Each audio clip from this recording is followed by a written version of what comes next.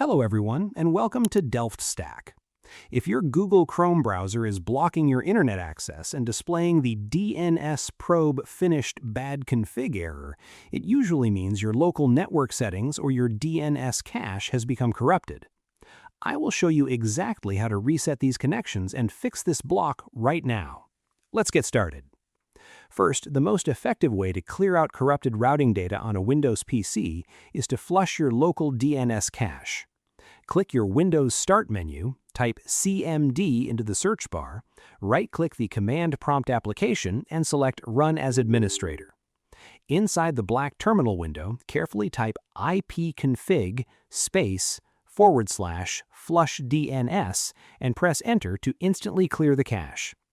Next, type net sh winsock reset and press Enter to rebuild your core network adapters.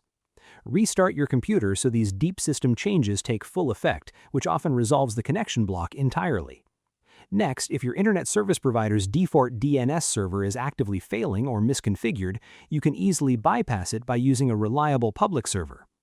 Press the Windows key plus R to open the Run dialog, type ncpa.cpl, and hit Enter to open your network connections. Right-click your active Wi-Fi or Ethernet adapter and select Properties.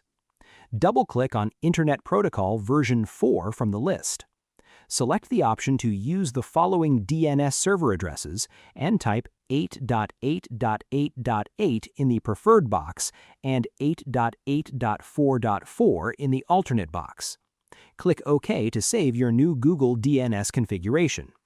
Finally, if your Windows network is perfectly fine but the specific website still refuses to load, the Google Chrome browser itself might be stubbornly holding on to a broken, timed-out configuration file.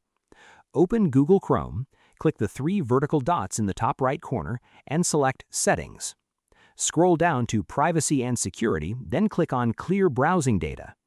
Make sure the time range at the top is set to All Time, check the boxes for both cookies and cached images, and click the Clear Data button.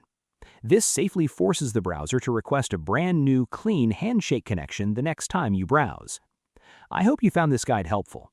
Please like, share, and subscribe for more technical tutorials. Thanks for watching.